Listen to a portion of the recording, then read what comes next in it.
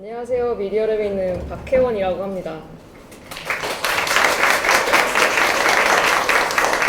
오늘 정말 많은 분들 뵈서 너무 반가웠고요. 그리고 저는 사실 진짜 이번 겨울에 한국에 나올 일정이 아니었는데 너무 제가 평소부터 관심 있게 생각하던 취지의 행사라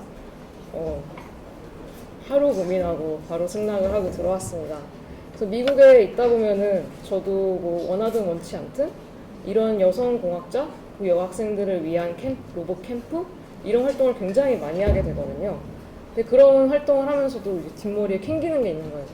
와, 우리나라에선 진짜 이런 기회가 없는데 내가 혹시 나중에 정말 성공해서 좋은 사람이 되면은 이런 행사를 좀 이런 오퍼튜니티를 더 만들어 봐야겠다 이런 생각을 하고 있는 와중에 이진주 기자님이랑 그리고 지금 행사를 준비하는 학생들이랑 오열모라는 굉장히 좋은 자리에서 이런 취지의 행사를 기획하게 되었다고 해서 오게 되었습니다.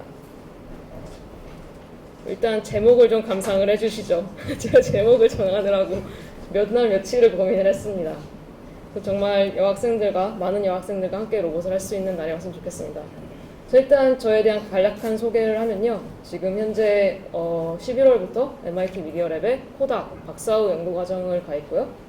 그 다음에 작년 2014년에 조지아텍에서 박사학위를 취득했고요. 졸업하기 전 한 2년 전부터 3년 동안 그리고 미디어랩으로 옮기기 3년 정도 동안 자이로보틱스라는 회사를 창업을 했어요. 지도 교수님이랑. 그래서 그동안 기술 이전을 하고 있었고요. 올해 로보허브에서 실시했던 대회에서 2015년 US-based 로봇 스타트업 회사 중에서 최고의 평가를 받았습니다. 저는 학부는 포항공대를 나왔고요. 포스텍에서 졸업과제로 휴머노이드를 만들었고요.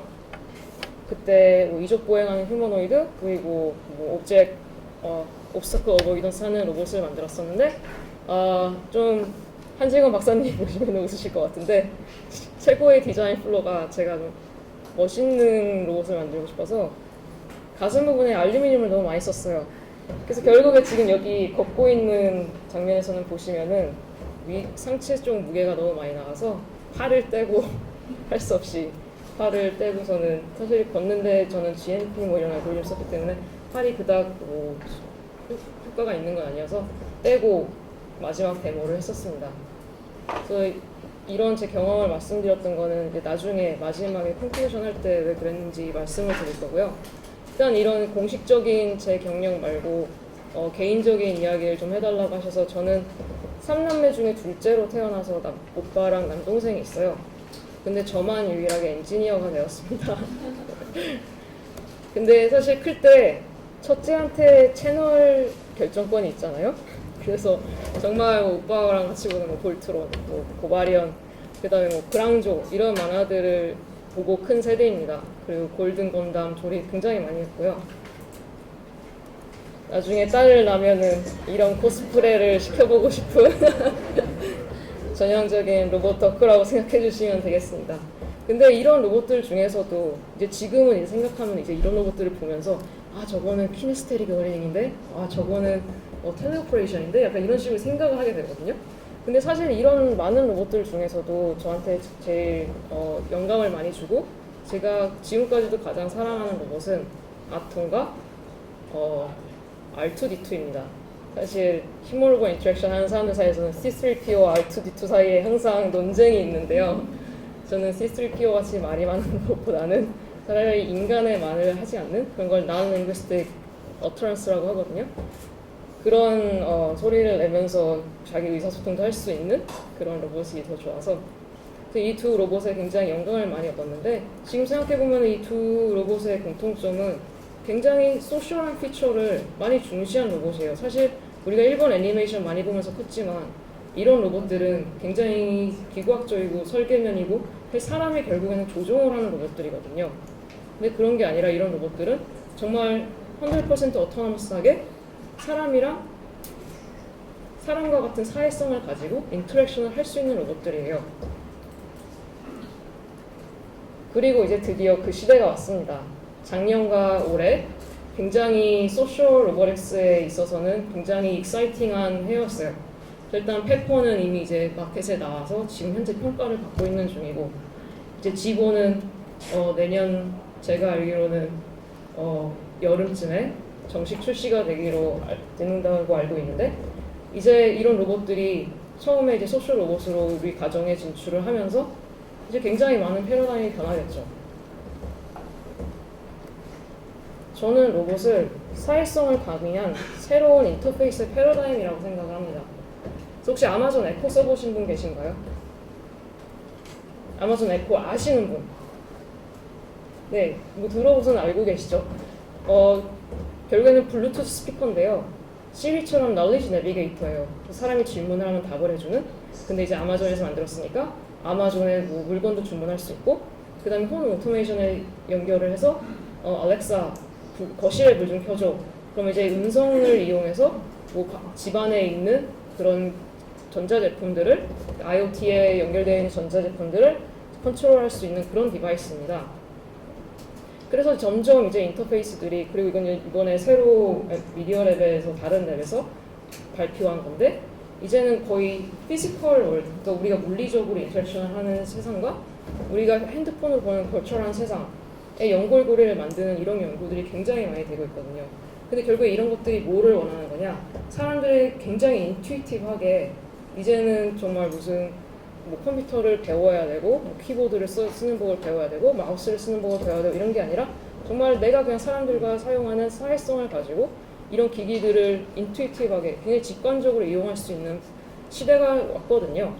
근데 이제 로봇은 그런 시대의 넥스트 패러다임이라고 저는 생각을 합니다. 그래서 이제 뭐 실이나 아마존 에코 같은 기계를 넘어서 로봇은 움직이죠. 로봇의 가장 큰 특징은 움직입니다. 그래서 그 인버디먼트를 가지고 사람과 그리고 또 물리적인 세계와 인터랙션을 할 수 있어요. 근데 이제 저는 정말 재밌는 게, 인간은 정말 재밌어요. 맞잖아요? 인간의 행동은 정말 뭐 HRI 하는 사람들이 흔히 말하기로는 최고의 노이즈는 사람이다, 이렇게 얘기를 합니다. 사람의 뭐 센서 노이즈 뭐 이런 거보다도 사람의 행동 뭐 이런 것들, 그런 것들이 최고의 노이즈라고 농담 삼아 얘기를 하는데요. 근데 이제 인간 행동에 대한 모델링 방법은 굉장히 많아요. 뭐 이렇게 걷는 거, 뭐 몸을 움직이는 거, 이런 거에 대한 연구는 굉장히 많은데 마인드 모델링에 대한 연구는 많지 않았어요. 근데 마인드 모델링이 뭐냐? 일단 그 마인드라는 거를 한글로 이렇게 번역을 하기가 쉽지 않아요. 사실 마인드라고 얘기를 하면은 이거는 보통 우리는 마음이라고 번역을 하게 되는데, 마음, 감정뿐만이 아니라 그 사람의 생각, 그 현재 상황에 대한 인지, 그리고 앞으로 내가 어떤 행동을 하겠다는 플랜, 이런 것들이 다 들어가 있는 게 마인드라는 거거든요.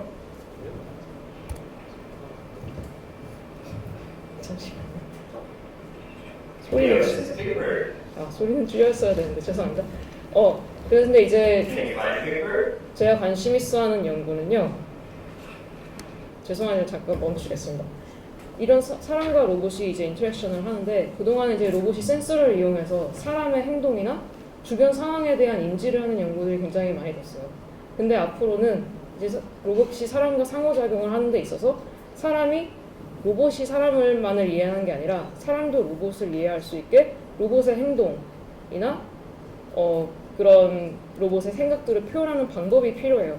왜냐하면 예를 들어서 인더스트리도 이제는 사람과 로봇이 같은 워크스페이스에서 이제는 산업용 로봇이 완전 기계라서 세퍼레이트 돼 있어서 완전 차별화돼가지고 인간이랑 분리되어 있는 구조가 아니라 그 한 공간에서 일을 해야지 되거든요.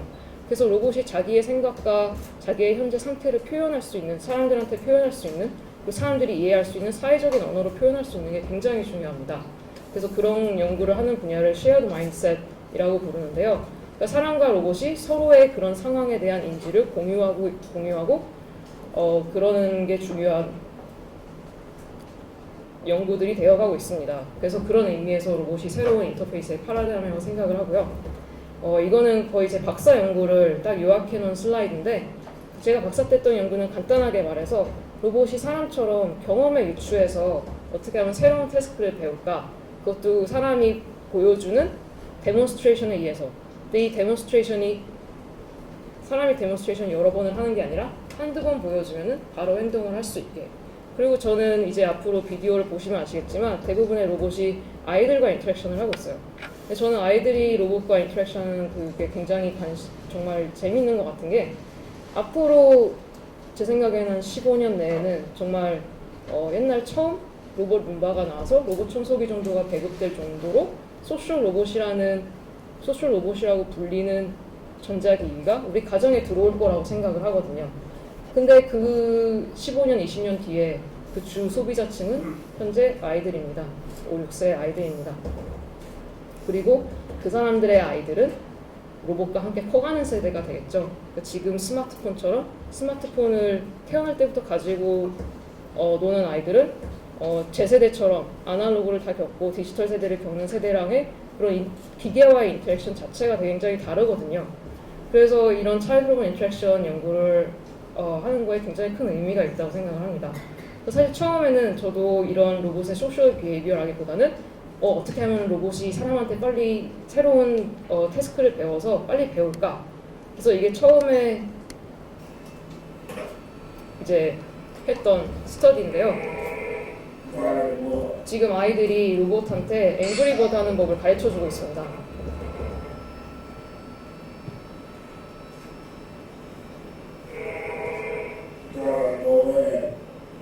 아이가 좀 말하는 게 이상하지 않나요? 굉장히 로봇처럼 말하죠. 근데 이게 지금 이제 이 로봇이랑 인터랙션을 한 지 한 10분 정도 지났을 때예요. 근데 처음에는 이 아이도 그러지 않았어요. 이 아이도 로봇한테 말을 걸고 그랬는데 로봇이 반응이 없어요. 로봇은 그냥 자기 차례가 되기를 기다려서 자기 차례에 자기가 배운 거를 수행하는 역할만 했거든요. 그랬더니 아이가 점점 이제 이게 로봇이 얘가 그냥 명령만 인식을 하는구나 하면서 인터랙션이 이렇게 굉장히 기계적이 돼버렸어요. 근데 이걸 한번 보세요.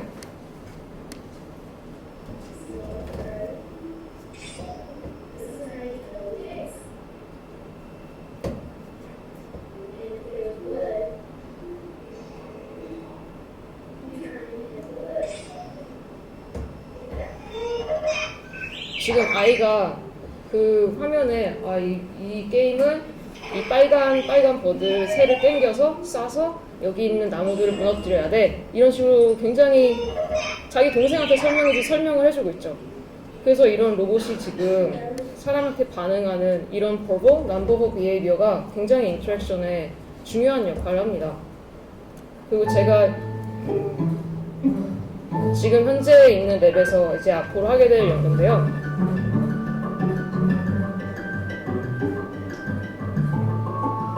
이 연구는 로봇이 아이와 협동하는 옛날 이야기, 스토리텔링 하는 어플리케이션입니다. 그래서 로봇이 아이가 하는 옛날 이야기를 이해를 해야지 되고요.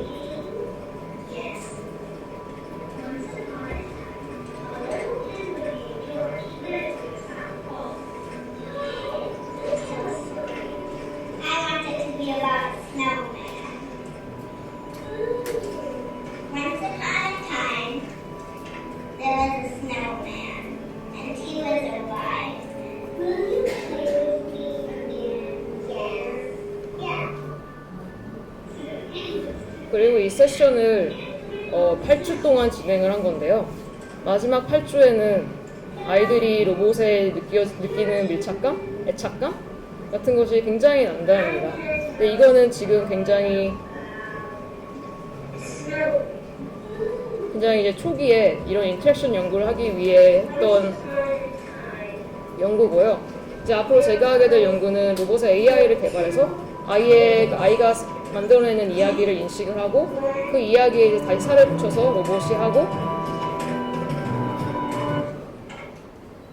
그러면 로봇이 고장이 안 된다. 그런 식으로 해서 이제 로봇이 점점 이제 그 아이에 대한 퍼스널라이즈 인터랙션을 위해서 그 아이에 대한 그 아이가 만들어가는 이야기에 대한 그런 정보와 지식을 습득을 해서 이제 인터랙션하는 그런 연구를 하게 될 것입니다. 그래서 내년 하반기부터는 9개월간의 긴 스터디를 할 예정이고요. 지금 보스턴 공립학교들과 아마 미국 내에서는 했던 그런 아이들과 로봇 간의 인터랙션 연구 중에는 가장 길고 큰 연구가 되지 않을까 될 거라고 알고 있습니다. 자, 그러면은 일단 로봇 얘기는 여기까지 하고요. 사실 이 이야기는 뭐 몇 시간을 해도 부족하죠. 근데 오늘 일단 걸스 로봇의 주제에 맞게 제가 꼭 짚고 넘어가고 싶었던 것들이 있어서 딱 두 가지만 굉장히 강조를 해서 이야기를 하고 싶어요. 사실 어제 뒷부리에 가서 운영진들이랑도 굉장히 목 아프도록 이야기를 했던 것들인데, 일단 여자 사람이 로봇공학에 왜 필요할까요? 아까 엄태웅 님이 뭐 얘기했던 것처럼 제일 먼저 생각나는 게 뭐죠?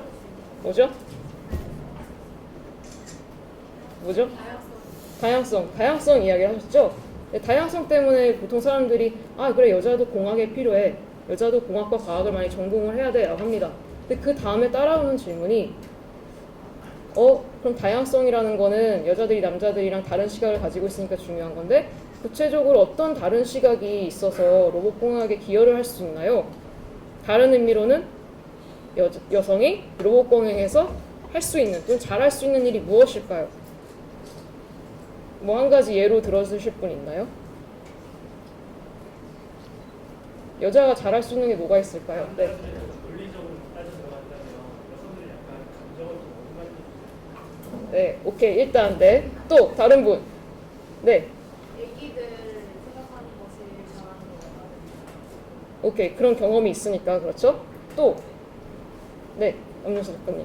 여자가 남자보다는 사람에 대해서 좀 더 포커싱을 잘할 수 있기 때문에 휴먼 인터페이스 할 때는 여자가 더 잘할 수 있어요. 네, 그런 연구 결과가 있더라고요. 그러니까는 그런 연구 결과는 뭐 여자가 그렇다라기보다는 여학생들을 공학에 어떻게 하면 모티베이션을 줘서 공학을 더 하게 할까.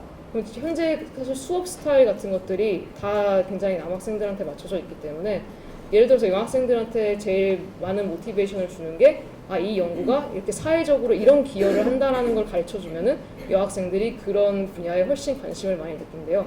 그런 의미로 되게 좋을 수 있는데요. 사실 제가 생각했던 답은 이런 질문은 바보 같은 질문이다입니다. 그래서 다양성이라는 거는 여자가 공학에 와서 로봇공학에 와서 뭘 할 수 있냐는 질문이 아니라 그냥 다양한 사람들이 모여서 같은 문제를 풀더라도 다른 어프로치를 사용을 해서, 예를 들어서 나는 이걸 머신러닝으로 기계학습으로 풀 거야.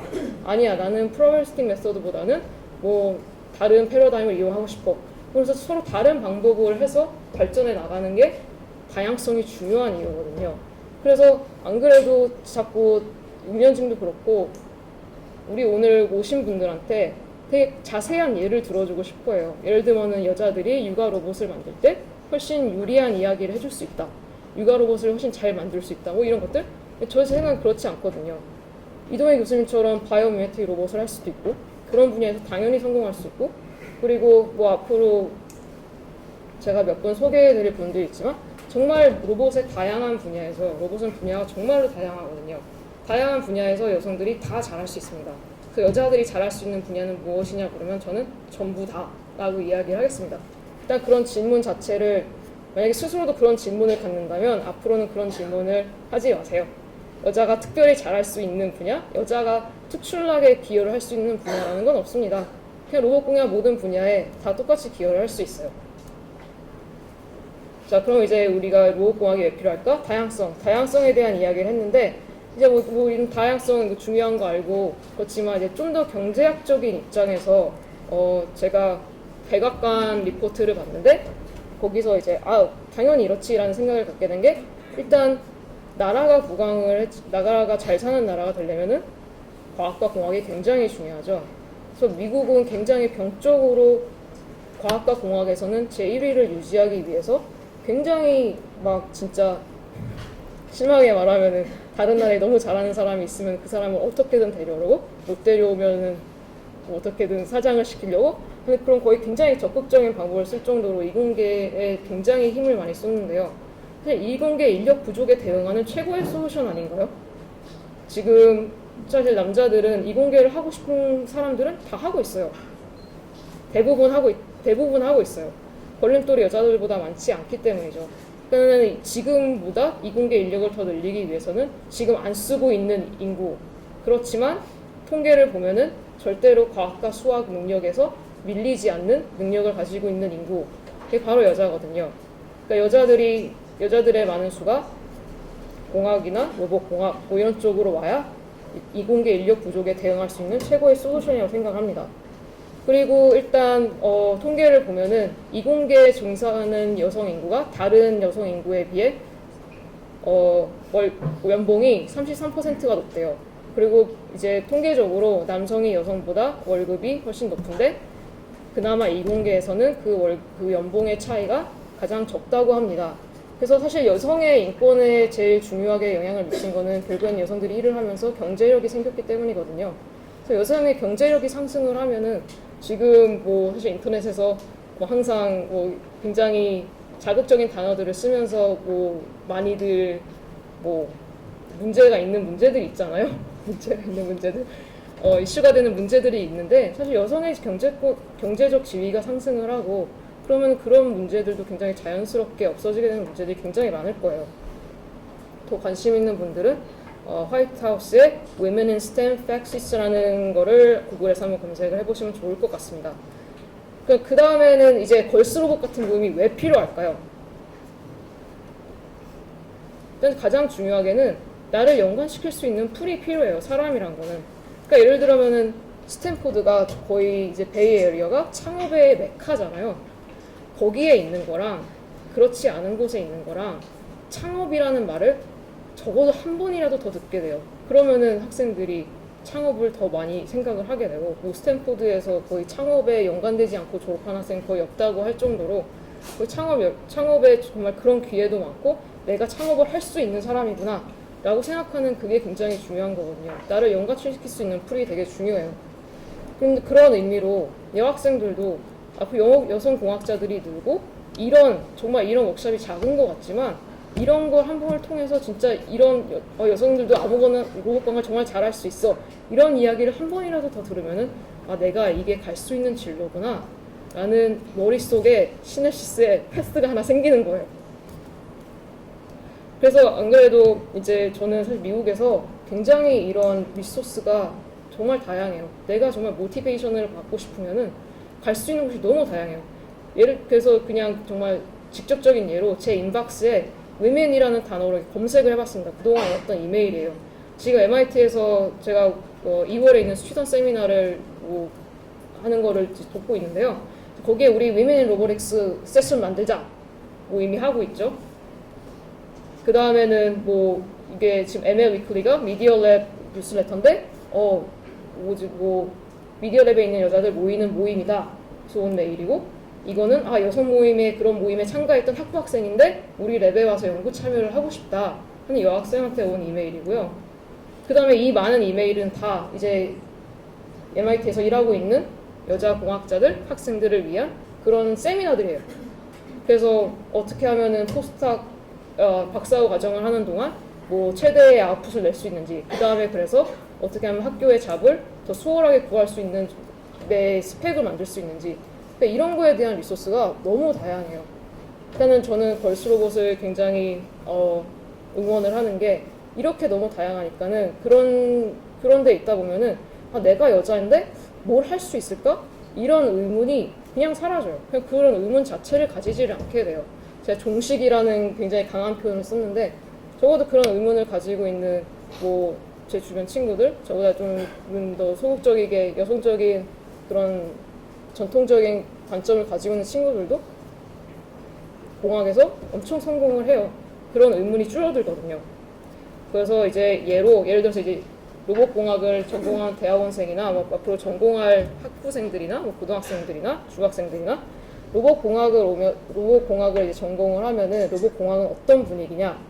그래서 로봇공학에서는 여성의 다양성을 어떤 식으로 배려를 하고 있냐? 그래서 이번 올해가 굉장히 의미가 있던 해였던 게 그 공학인들의 다양성에 대한 어웨어니스, 그러니까 인식을 더 증대시키고, 그 다음에 지금 굉장히 다양성이 옛날에 비해서는 많이 갖춰졌기 때문에 그런 거를 축하하자는 의미로 이번 로봇공학회 모든 커뮤니티가 여성으로 구성이 되었습니다. 그래서 오늘 굉장히 깨지는데 오늘 같이 하지는 못하셨지만 지금 스위스에 계시는 제이미 백 교수님도 계시고요. 이동희 교수는 이때는 바쁘셨는지 여기는 안 계시지만 저도 있고 그 엄태웅 군 지도 교수님이신 다나 필립 교수님도 계시고 그래서 이제 로봇공학에서도 이제 기초 연설이라고 하나요? 키노트? 뭐 그런 걸 하는데 사실 여성 로봇공학자들이 초대된 경우가 많지 않아요. 그래서 이번 학회에서는 이제 그런 문제를 제시를 하자. 그래서 이번 기조 연설은 3명 중에 2명이 여성, 그 다음에 작은 이제 키노트들은 12명 중에 반을 여성 연구자들을 초청을 해서 발표를 했었습니다. 그리고 이제 저는 닥터럴 컨소시움이라는 이제 박사과정 학생들을 위한 멘토 프로그램 같은 걸 만드는 그런 거를 주관을 했는데요. 그런 데에서 학생들이 여학생들이 원하는 여성 멘토와 그리고 같은 학교에 있지 않고 같은 나라에 있지 않은 분이라도 멘토를 맺어줘서 하루 종일 같이 다닐 수 있는 프로그램을 만들었었습니다. 그리고 이거는 좀 이번 학회에서 굉장히 강조를 해서 많이 했던 행사들인데 이런 거 외에도 매 학회에 IEEE에서 있는 Women in Engineering이라는 그룹에서 항상 점심을 주관을 해요. 학회를 가면은 아이로스나 에이프라 같은 큰 로봇 학회에 가면은 굉장히 좋아요. 그래서 뭐 미국 펀드 디렉터 같은 사람들 불러서 특별히 강연도 해주고 그다음에 이제 여성끼리 또 네트워크도 하는 거죠.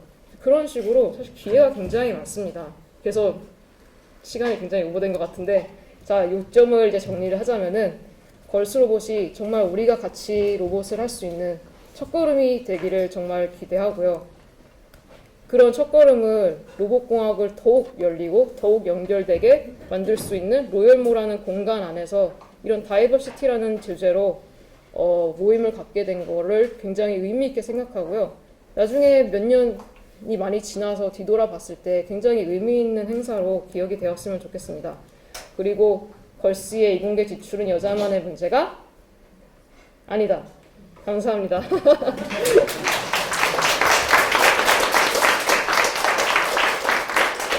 그리고 두 가지만 더 첨언을 하자면요. 이거는 이제 어제 그 카이스트에 있는 김하영 교수님이랑도 했던 얘기인데, 여학생들한테 주고 싶은 조언이에요. 그러니까 무조건 경험하세요. 그리고 잡식하세요. 그러니까 사실 학부생, 특히 뭐 중고생, 학부생 2단계에는 로봇의 다양한 것들을 경험을 해봤으면 좋겠어요. 저도 지금 HRI랑 학문을 하기 전에 뭐 로봇도 직접 만들어봤고, 알루민도 깎아봤고, 컨트롤도 해봤고, 네, 컴퓨터 비전도 해봤고, 이제 다 해보고서는 이제 정착을 하니까는 이제 그런 백그라운드 널리지가 굉장히 중요해요. 그래서 무조건 경험하세요. 그리고 이제 통계 같은 거를 전 열심히 봐서 통계를 보면은 여학생들이 남학생들보다 절대로 이공계 과목에서 실력이 딸리지 않습니다. 한 가지 딸리는 거는 남학생들은 자기의 진짜 실력보다 자기의 실력이 더 높다고 믿는 자신감이 있어요. 여학생들은 굉장히 정확하게 자기의 실력을 알고 있대요. 그런 걸 이제 실험을 해본 거예요. 근데 그 말은 반대로 여학생들은 그만큼 자신감이 없다는 거예요. 더 적극적이지 못하다는 거죠. 그러니까는 정말로 적극적이었으면 좋겠어요. 오히려 남학생들한테는 지도교수로 뭐 이런 게 좀 조심했으면 좋겠고 오히려 이런 조언을 해줄 수 있을 것 같은데 여학생들은 그냥 일단 무조건 해보세요. 연구 참여도 무조건 해보시고요. 무슨 기회든 잡아보세요. 그리고 일단 여자라서 듣는 자본들이 굉장히 많거든요. 뭐 어떤 직업이 여자들한테 좋다. 여자는 어때야 된다. 여자는 뭐 조신해야 된다. 여자는 뭐 예뻐야 된다. 외모를 잘 갖고 와야 된다. 그런 게 사실 중요는 해요. 근데 그런 자본들, 내가 하고 싶은 거를 못하게 하는 자본들은 과감하게 제거하세요. 제가 굉장히 좋아하는 아브라함 링컨이 한 말인데요. 여러분의 미래를 예측할 수 있는 굉장히 이런 고민 많이 하잖아. 이렇게 했을 때는 내가 미래에 뭐 어떻게 될까? 이렇게 했을 때는 뭐 어떻게 될까? 이런 거 정말 많이 하잖아요. 특히 여자들. 근데 여러분의 미래를 예측할 수 있는 가장 좋은 방법은 여러분이 스스로 그 미래를 만들어내는 것입니다. 그러려면 경험을 해야겠죠. 무조건 뭐든지 경험을 하고 적극적으로 하셨으면 좋겠습니다. 감사합니다.